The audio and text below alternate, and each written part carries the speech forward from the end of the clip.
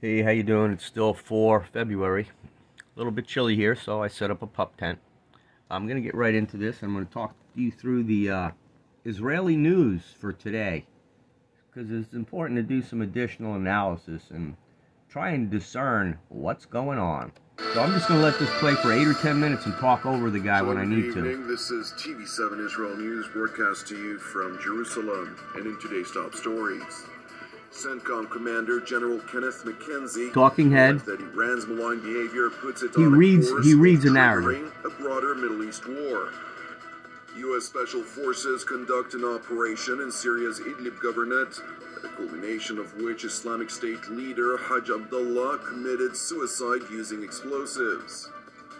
The European Union highlights important consultations and crucial political instructions. ISIS leaders don't kill themselves, only the pawns kill themselves. With Iran in Vienna. The big guys don't want to blow themselves up, so that's point one. The Middle East is both literally and figuratively at the center of a rapidly intensifying strategic competition waged between the United States, China, and Russia. Addressing the annual conference of the Middle East Institute virtually, U.S. Central Command... They're all working together. And Commander General Kenneth McKenzie stressed the error. They talk this crap over at like the G7 meetings on how they're going to cause concussions on the hamsters that are getting vaccinated.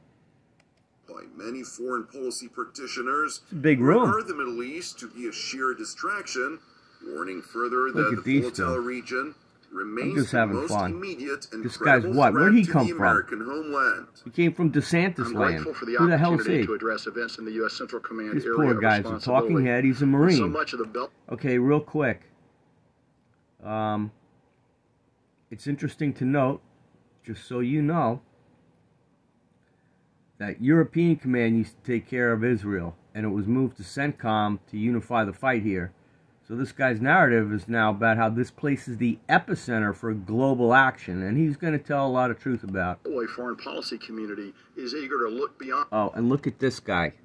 Let's get a good look at this man. Yeah. Ambassador Gerald. What in the Fierstein. Okay, sorry. I apologize. I'm learning. In the Middle East, considering a distraction from the next big thing, strategic competition with China and Russia.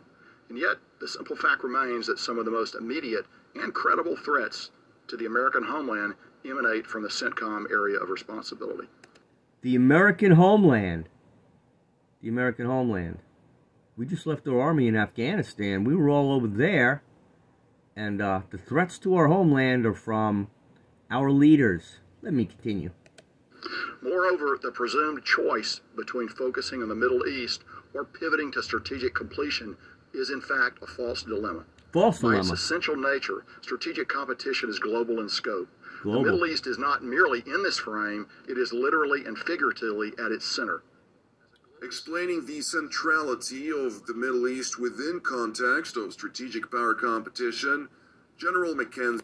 Just please understand that we fought for the past 40 years with the command in EUCOM, and now for this final thing, everything's being consolidated. Kushner owns FEMA. He highlighted China's rational and patient approach toward the region, as opposed to Russia's more opportunistic approach. Whatever advances in renewable energy we may look forward to in our lifetimes, they will scarcely diminish the importance of a region that provides over half of China's hydrocarbons and which remains a vital bridge between Asia, Europe, and Africa. From a geostrategic perspective, it is hardly surprising that China has made deliberate, steady inroads into a region that is essential to its Belt and Road Initiative. Last year's strategic cooperation agreement between China and Iran, as well as recent joint... You know, Hillary had a strategic cooperation agreement with China also. She had a server up in Westchester, New York, and she just handed it over as the Secretary of State. She might not tell you that, but all the information on Wiener's laptop is nothing more than a redundancy of that. And the New York State Police Department, the New York City Police Department obtained custody of that laptop and screwed up the FBI because source plays in the problem. And unwitting players compromised that wiener and his wiener on the Twitter. And in the instant it took him to go whoops and delete it, a guy that I know had captured the tweet, friend of Breitbart's dead, etc., etc. So that's how Trump got elected, by that interface of the New York City Police Department creating the chaos that was needed for Hillary to sit on her ass for the last month of the election and not do anything, because it's all about Trump. Trump is the closest thing we have right now to the George Bush successor. He's the Mr. TV that became president, that fought on behalf of Mars and war and George Washington in D.C., and they put the concertina wire around the city, and he saluted and said he loved America, as did his wife. And Donald Trump executed a military retreat out of there. He didn't surrender anything. And Biden's operations are highly suspect because the television showed this movie studio of West Wing. So let's continue.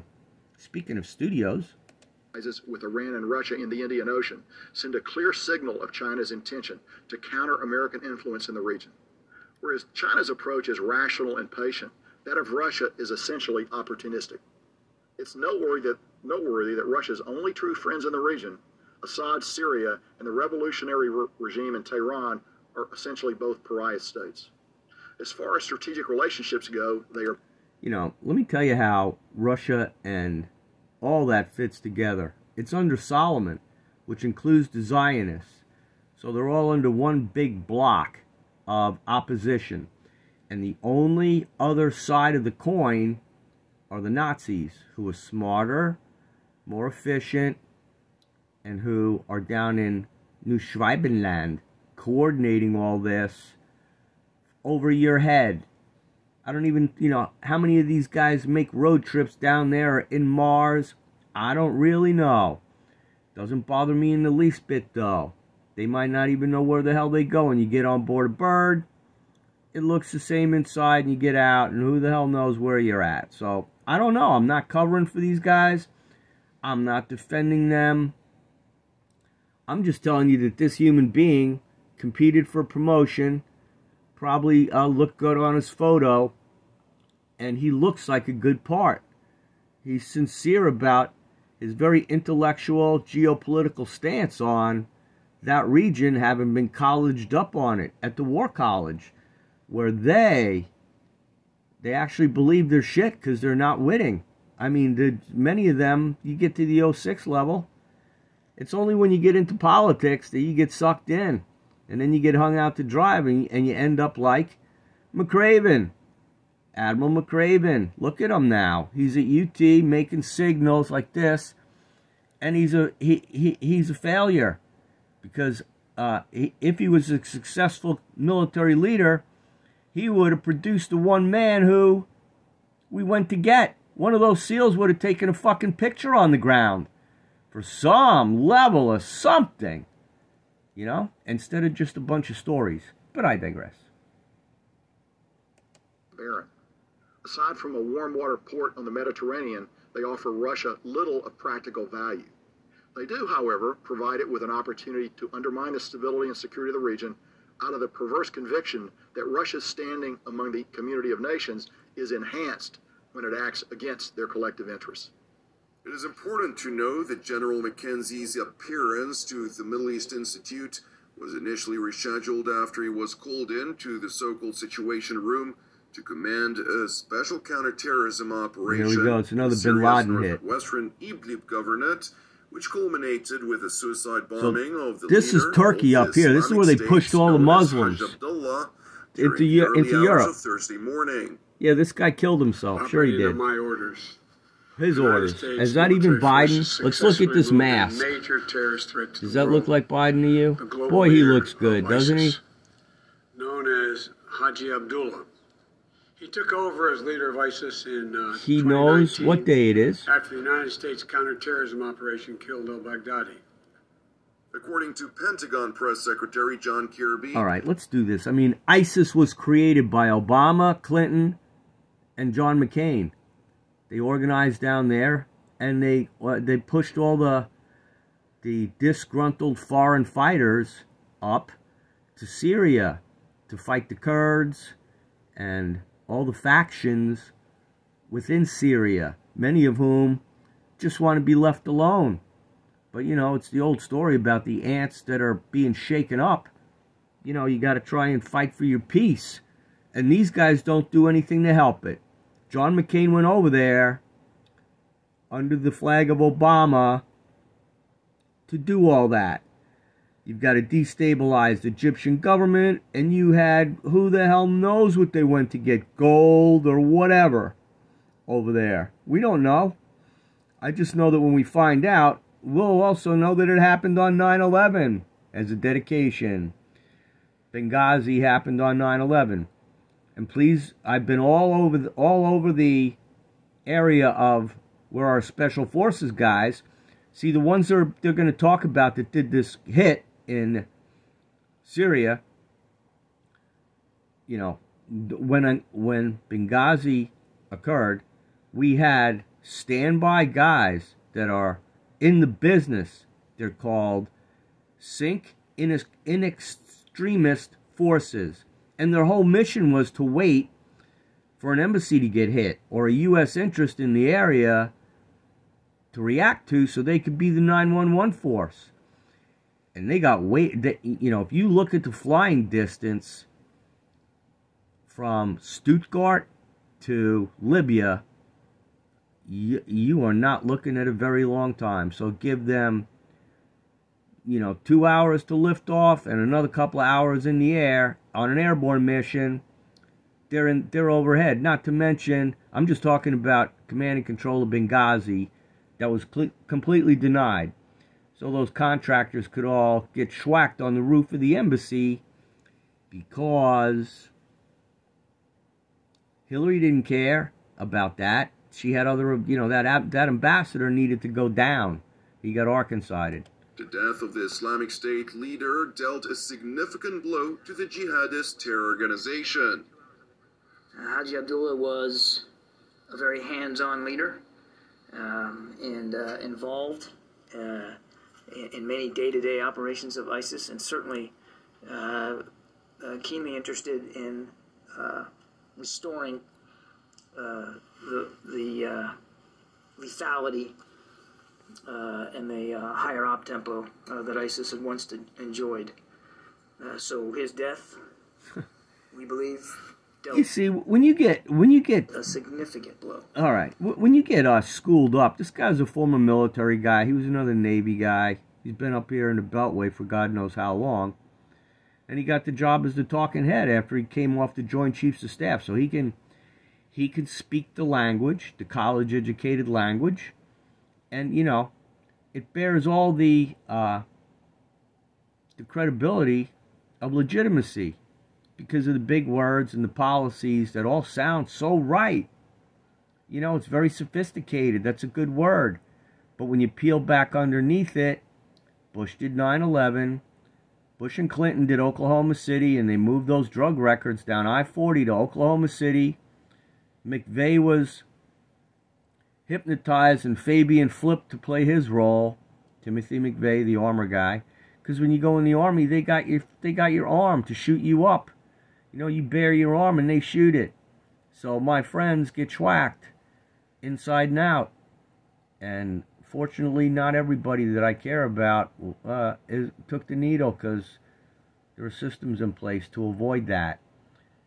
So I just want to make sure how boldly the contrast needs to be lit for these people. And whether they're witting or not becomes the question.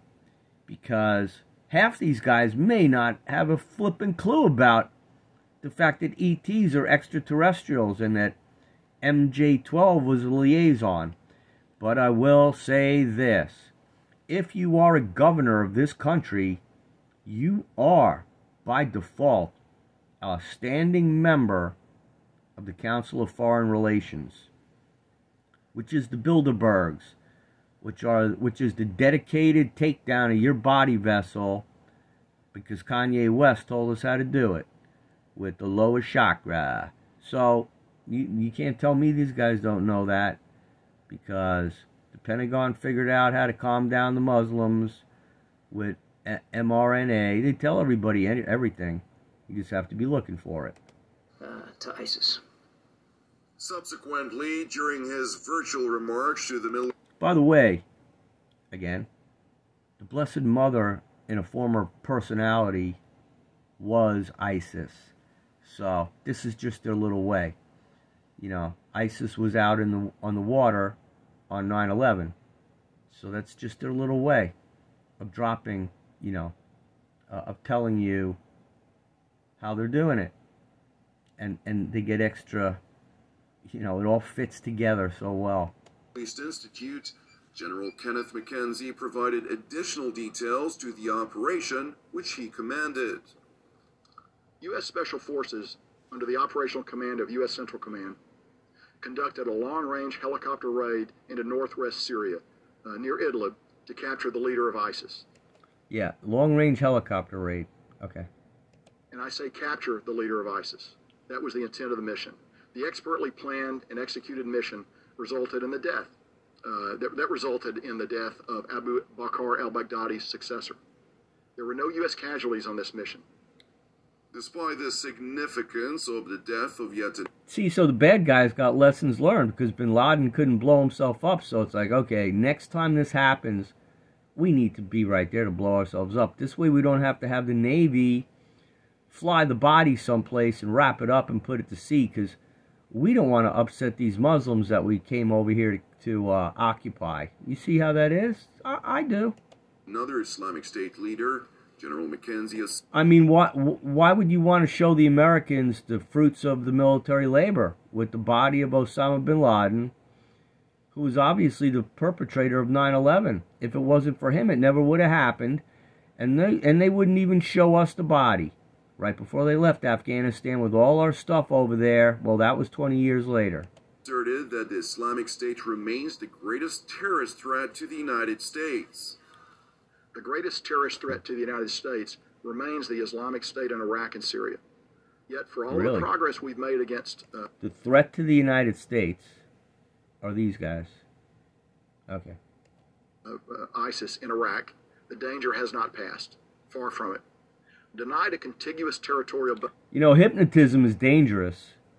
The Bushes and Tony Podesta and John Podesta, school shootings. Hypnotism's dangerous. That's the biggest threat we have out there, if you want to know that. So the counter threat is QHHT, because then we wake up to who we are, and they can hypnotize all they want, because they're going to die. Place in which to sustain its campaign of terror, ISIS has nevertheless reconstituted as an asymmetric threat.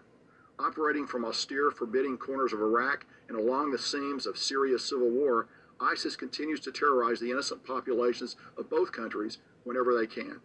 Meanwhile, hatching plans and marshaling the resources for renewed external operations against the United States and our friends abroad. Alongside the persistent threat from the Islamic State, the Middle East may plunge into yet another broader conflict.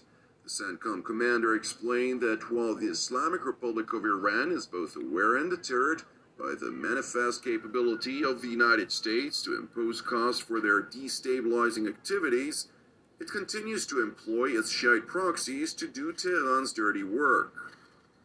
As usual, Iran relies on proxies to do its dirty work, funneling them arms and other resources with the express purpose of sowing discord and endangering human life. The conflict in Yemen has dragged on this long only because of Iran's support to its clients, the Houthis. As we have recently seen with their complex attacks on the United Arab Emirates, not to mention their persistent campaign against the Kingdom of Saudi Arabia, the Houthis are less interested than Iran in waging a limited war. Rather, they will recklessly use whatever capabilities the Iranians put in their hands in pursuit of victory, regardless of the risk to human life. In all probability, military victory is beyond the reach of any party to this conflict, and yet Iran unconscionably stokes it, drawing out what many regard as the world's worst humanitarian disaster. In Iraq and Syria, Iran's Here's I'm going to make a prediction now, so remember me for this. You don't really need to. But back when Trump had the Abraham Accord all organized, he had, there's a guy named Ahmadinejad. Everybody who does politics knows him. He was a rat-looking Iranian guy, and he was a student on the ground when our embassy got hit. Ahmadinejad. So he's a key player. Illuminated Fabian, talking head to the UN to make his hate speech and all that. So he's out of office. Trump's in office. He does the Abraham Accord, and they're trying to marshal in all the Arabic players in the story so they could have a false peace, because they got to have everybody. If you don't have everybody, then you don't have a false peace. And that's why I hereby predict that this conflict will turn into Iran coming to the table for purposes of Abraham and unity. That's what I see happening, probably in the Easter season, because this is just kicking off now, so they got to drag it out, and could get moved faster or slower, because we're waking up. And when they know that the signature is such that they can't do what they need to do, they're going to pull the trigger on a lot of things. So Easter Sunday is an appropriate target date just because of the way history works with important dates. But we're in the season right now. And I don't think I need to play any of this anymore because this will be too long. And that's what you're going to get out of me. So get used to it, because it's beyond ridiculous. It's not even the need to go liberal versus conservative. Oh, he's a little bit too aggressive. We need to use another tool in our diplomatic, let's starve them out economically rather than bomb them. We're not even talking about that. We're talking about you being destabilized. Astro World, you name it. Denial of services, songs that are out there that make you wrecked. Your happy hour, your Jimmy Buffett happy hour. Just another one as usual, the old normal one. It's your own damn fault. And it will be.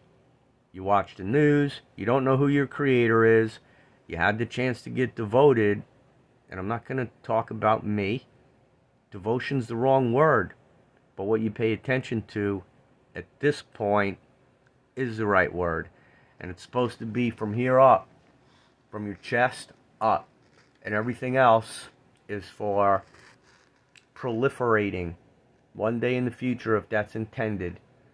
And the challenge for young people is to understand that. That's your challenge, younger guys, that you were born into. To be 18 years old right now and to receive this kind of instruction is truly, if you guys can regulate, you got my admiration. Because I was a young person and you don't know what the hell's going on. So it's important to reach down. I mean, they're teachers because they're born into the latter part of our system. And it's really the younger ones that are coming in now. Even in my community, the infants right now need to be protected so they can share the wisdom that they have in their hearts before it gets destroyed with what we live in around here. Because it's really frightful. The pretend, when you have something bad to say about anyone or anything, you're choosing the wrong words. It's just like playing a 432 song and it's somebody's fault. That's just a negative connotation. I mean, the standard's very high. And the children will be able to discern through that, and then they'll be the ones that have the compassion for the ones that are trying to teach them the traditional things that need to go away. They just do.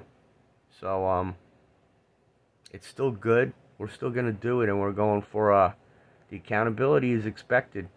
all you humans need to be in the program.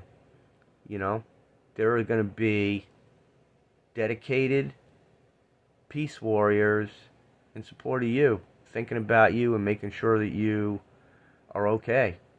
You know, that will be the when you're the one that's looking around and wondering, you'll see the guys that are with you.